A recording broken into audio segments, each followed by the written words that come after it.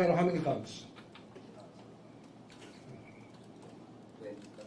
Oh, marami. 20 plus counts of malversation.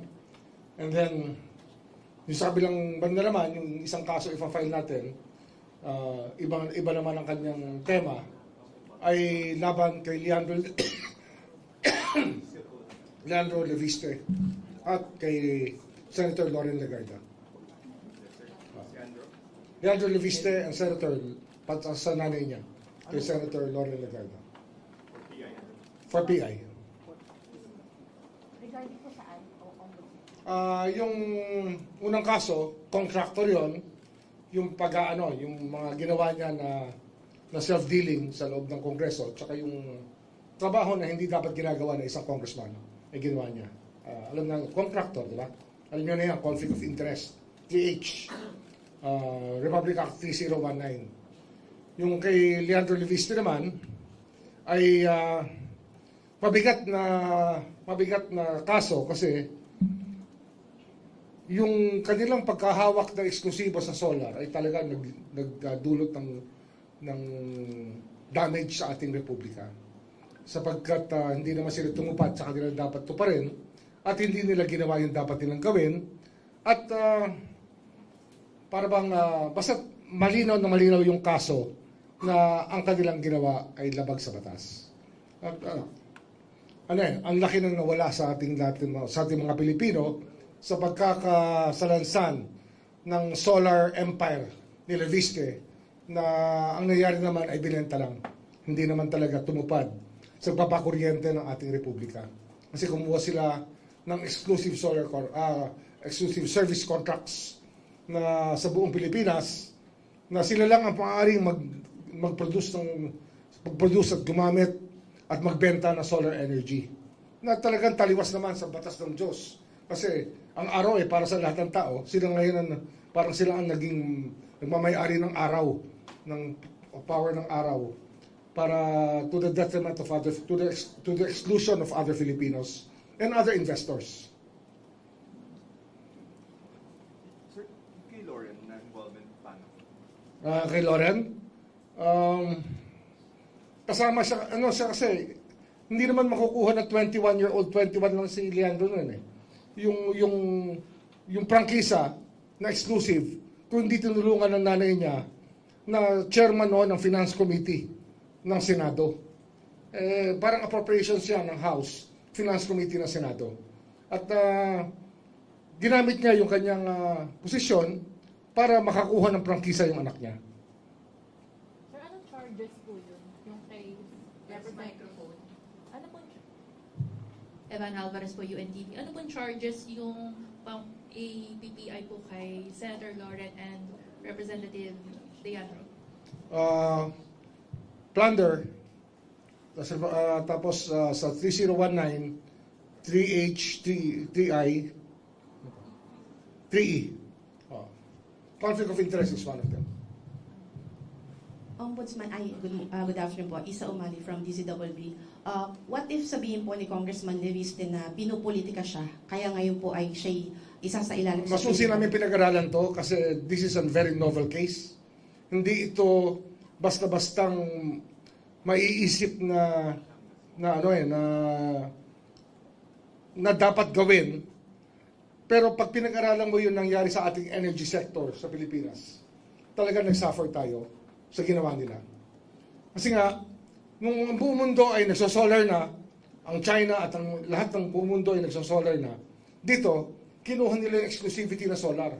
At saka may mga project talagang hindi matuloy-tuloy at hindi ma-on-stream, hindi magamit dahil pinipigilan sila ng Department of Energy dahil merong exclusive contract.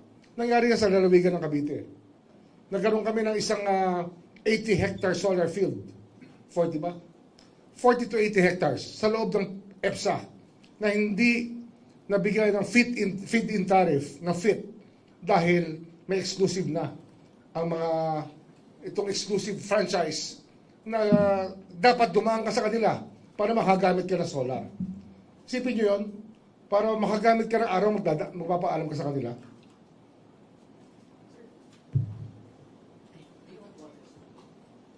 Ombudsman, meron po tayong timeline for the filing of cases po. Thank Hindi, you. ito na. Okay. Napirmahan ko na yung information. Mhm. Ay, yung 4PI, hindi information, sorry. Napirmahan ko na yung charge sheet para maano sa PI.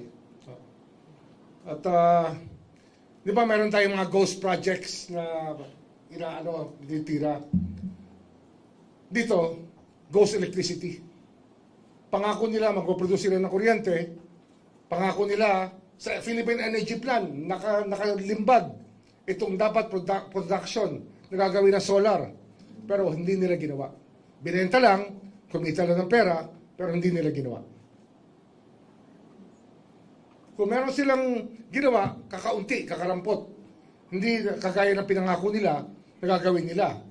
Kasi nga, ang ating yung ating energy mix, yung ating energy projections, especially Department of Energy, it relies on projections on how much power we will need as a country. So, ang mix dyan, meron dyan na generated ng thermal plants, natural gas plants, diesel plants, coal plants, kasama solar. Yung solar hindi dumating. So, kaya ang taas-taas ng presyo ng kuryente natin, isang dahilan yan. Of course, dito sa Manila, ibang usapan naman yung taas ng presyo ng kuryente. Kagaya na sabi ng Pangulo, itong systems loss ay isang dahilan kung ba't mataas ang kuryente natin. Pero itong solar na to, na dapat pinroduce at in-accomplish ni Leviste sa kanyang pagkakuha ng prangkisa, ay hindi, naging ghost electricity. Kuryenteng hindi talaga kuryente. Na kuryente lang tayo kay ika nga. Sir, just to clarify, Sir, Eric from Inquirer po. Just to clarify, yung plunder and graft po, both Legarda po and Leviste? Yes, both. Both. Then, sir, may amount po ba tayo? How much amount yung involved dun po sa mga content? 10 billion. 10 billion. Thank you po. 10 billion. Pero bukod pa yan sa projected na damage talaga sa atin. Hindi, yung 10 billion, yun lang yung sa contract lang yan no? Pero yung nawala sa atin ay hundreds of billions sa ating mga Pilipino. Sir, good afternoon po. Sir Joseph sa GMA. Sir, I understand si Secretary Green filed a complaint sa DOJ. How are the two related? I mean, independent ba ito sa atin? Or maybe final na si Sec Green Yan final ba sa atin? So, Is it part of the investigation? Sa DOJ siya file. so sir, ito po ay Iba to. independent investigation. Ito, for government officials to, balik, diba? Ombudsman jurisdiction to. Okay, so sir, since mag-PPI na tayo, the may findings ng plunder, so when did we start the fact-finding? Matagal na to. We started this. I gave instructions as early as November about this. Okay. Pero we started it January. Kasi nga, sa dami ng pinaprioritize ng opisina tungkol sa mga kaso, especially flood control. Yan lang po mag-ina, yung dalawa dun. for this Marami one. pa, pati si Secretary Cusi is part of it. So tatlo sir. At least Ah, three personalities. 3 key personalities, pero marami pa iba. So sir, ang for PI natin, tatlo tayo sir, or dalawa muna? Tatlo. Sekusi. Okay. Secretary Cusi. Okay, yun muna sir. Al Cusi.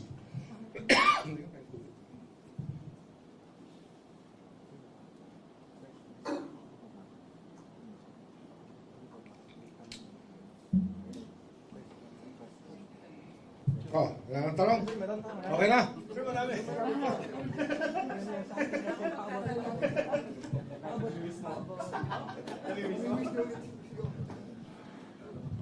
Good afternoon, Sir. Yaneska Pati, GMA News Online. Sir, update lang po dun sa obstruction of justice complaint filed against Senators Cayetano and Robin Padilla. I understand nag-file ng counter-affidavit si Senator Cayetano. Yes, yes. How about Senator In-acknowledge Padilla? namin yan. In fact, sinulatan ko si Senator Padilla tungkol dito. Kasi nga, nagkaroon ng problema sa opisina mismo. Yung ating procedure dito is contained in an office order sa rules ng ombudsman ay hindi sinunod yung naglalag. Kaya under investigation ngayon yung naglalag ng communications. Kaya I wrote Senator Padilla explaining nga na yung aming procedure na bawat communication ay dapat malag muna bago ma-filled out ay hindi sinunod ng isang personnel natin dito. So tama siya, sir. Tama siya. Kaya sumulat nga ako sa kanya para ipaliwanag itong pangyayari ito. Sir, sorry. Saan po nagkaroon ng problema? Mali Dito, po yung pag-file? sa receiving O pag- namin, sa receiving kasi namin dito sa Central Records, meron siyang ilalag dapat ang bawat communication. Dapat yan, nasa isang tingin mo sa computer, alam mo kung kailan dumating yung bawat dokumento. Ito, hindi nila nilag, dinala kagad sa division na nag-investigate ng obstruction of justice. Hindi nilagay sa Central Records. Kasi, ginawa namin ito para walang parking.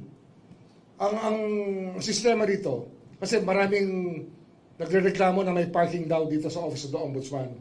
Ang ginawa namin dito, ang bawat communication ngayon, kinakailangan malag kagad.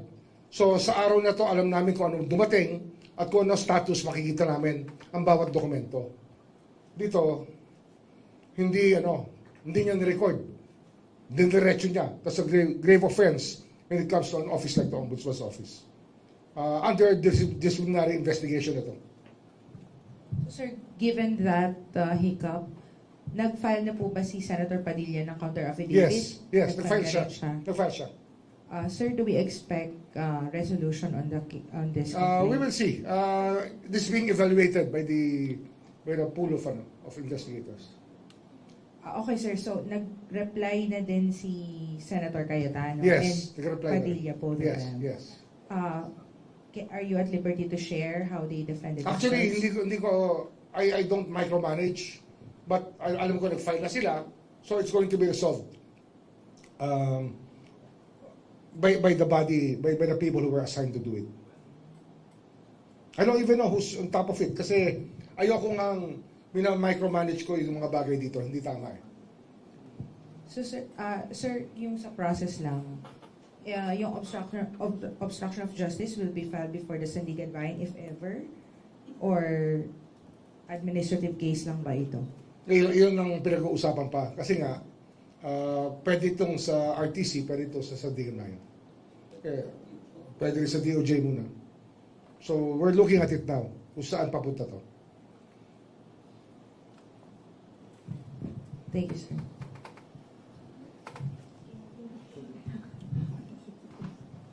Juan Antonio po from IBC News. Ombudsman, hingi lang po kami ng update regarding po doon sa mga documents and evidence na sinubmit po ni Senator Ping Lacson regarding po sa flood control sa Taguig. Meron na po ba kayong... Nakakakuha lang namin ng... may nagsabi lang sa akin kanina, habang ako'y nanananghali, na dumating na sa amin yung information na pinadala ni Senator Lacson. I-evaluate pa. We're evaluating it kasi nga, iba-ibang standard tayo. Andito ang standard kasi dito, kinakailangan, bago namin i-file, alam namin kompleto pati ebidensya. TJ Mendoza po from Net25. Ombudsman, yung ano lang po kay Romualdez, if ever meron na pong update and nasaan na po yung Well, face na po. PI na siya. So we expect the counter affidavit to be delivered here within the next few days. Dapat this week, mag-file na sila ng counter affidavit. Kasi last week pa yun. 8 days ago ba yan? 8 days ago yun. Or 7 days ago. 8 days ago. How about yung kay Sen Cheese po? PI? Still undergoing PI. Yung kay Congressman Leviste, Ombudsman, available po ba yun? Or... Non-bailable ang plunder. sorry. Pati yung kay Mr. Garjola, kay Congressman Garjola, non-bailable yun kasi malversation naman. Short lang, kay Kong Cordiola, any circumstances lang sir, short, brief description of the circumstances? Magre-release kami ng press statement. Okay. Sir, kay Speaker Martin, sir, kailan po natin napadala yung subpoena? Ay, yung Order to s- file a counter affidavit? Friday siguro yun, no? Friday. Last week. So yun po yung reckoning natin ng 15 days? Yes. Sir, pahingin lang namin kayo ng reaction kasi his camp recently issued a statement, no, basically on the use of the former bodyguards. Parang bakit daw po ginagamit yun against We're not him? here to discuss the evidence that we are using against these people. Hindi namin pinag-uusapan. We leave it to the courts and to the panel of investigators to appreciate the veracity and value of the evidence that we are producing. Pero sir, himayin ko lang. There were 18, pero ang ginamit niya lang po is 8, di ba? And walo this lang. underwent a rigorous, maybe, vetting? Tama ba? Oo, pinag-aralan talaga yan. Pinag-aralan ng gusto yan. So hindi po yung 18 na yung Hindi yung 18. Kasi yung 18 nga, imposible yun eh.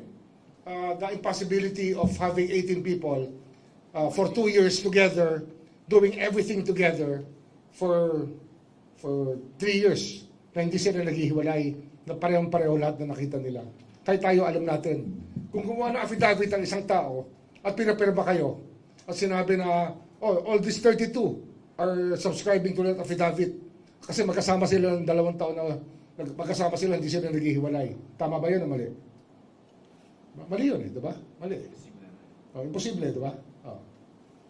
Sir, himayin ko lang, kay APC kasi sir, last time that we had a press conference, July 17th, you said na, ay kasi hindi, nakasabit naman yung dalawa sir, di ba? Pati si Aplaska. Nakasabit. And that time you said that it was already submitted for resolution. Yun nga, for resolution pero hindi pa nire-resolve. Okay. It's still being resolved. 60 days naman usual sir, no? Yeah, So, matagal. yeah. 60-day period. Okay po, yun muna sir. Okay? Other topic lang. Sir, may bigat confirmation lang po if suspended po si San Pablo Vice Mayor Justin. Yes, yes. The mayor and vice mayor are both suspended. And sir, meron lang po for the record lang po kung ano pong details lang po bakit po suspended. Preventive I think we can produce a press kit for them. Okay. Last call. Lana? Okay. Maraming na storya. Maraming na storya. Okay. Isa-isahin nyo na istorya nyo. Sir, wala bang sir sa motion to discharge Secretary Bunoan? Ano yan? Pinag-aaralan namin ngayon yan. Pero Kasi magbigay ako ng instructions. I want him to be forthcoming about everything. To